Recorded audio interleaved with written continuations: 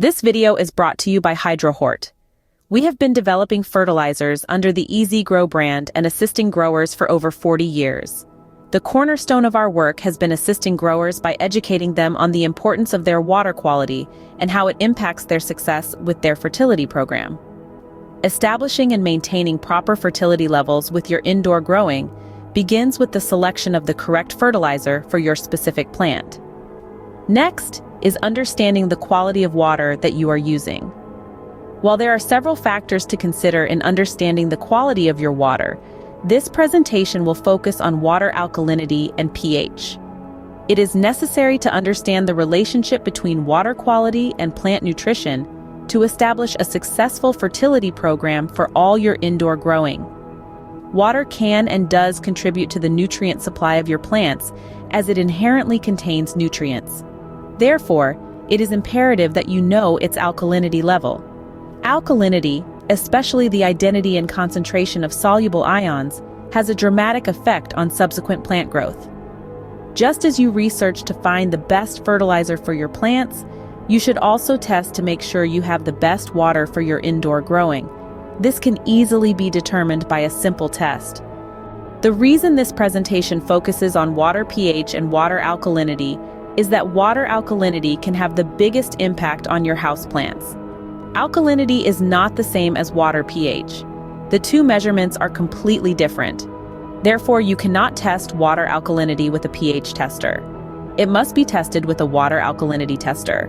The alkalinity level of the water, not its pH, can cause the pH of the soil media to go up or down, therefore affecting nutrient availability. Alkalinity is the water's ability to neutralize acid. It is a total measurement of the bicarbonates and carbonates in the water. Micronutrients in the soil of your houseplants are unavailable at high soil pH levels and will cause nutrient deficiencies. Likewise, micronutrients can be toxic at low levels of potting soil pH. Many times, plant issues are assumed to be caused by the fertilizer that is being applied to your plants, when the root cause is the soil pH level, which is impacted by the alkalinity level of your water. When thinking about water quality, alkalinity is much more important than your water pH. Water pH tells you whether your water is acidic, neutral, or basic. Water alkalinity tells you its potential to change the pH of your potting soil. Here is a critical note on your water alkalinity level. Water with a high alkalinity level can over time increase the pH of your potting soil. It is not that water with a high alkalinity is harmful to your plants, but rather the effect that it has on your potting soil, pH. The pH of your potting soil is important as it influences micronutrient availability. Micronutrients in your fertilizer are available to your plant within certain soil pH ranges. Your water alkalinity will therefore have the most dramatic impact on your plant's nutrient availability. Water alkalinity is so important because it has a tremendous effect on the pH of your potting soil.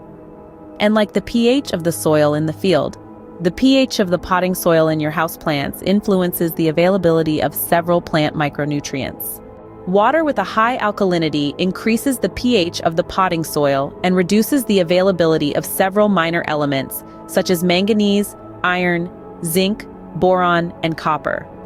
So, the constant application of water with high alkalinity can cause the soil pH to rise, thus creating nutrient deficiencies of several micronutrients even though they are present in your fertilizer.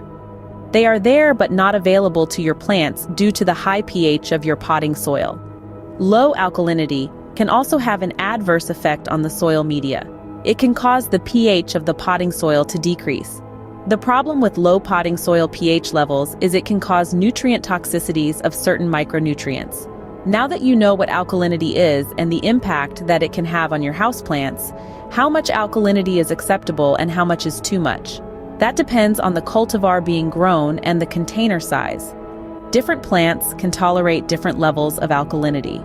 A simple alkalinity test measures the level of bicarbonates, carbonates, and hydroxides in the water.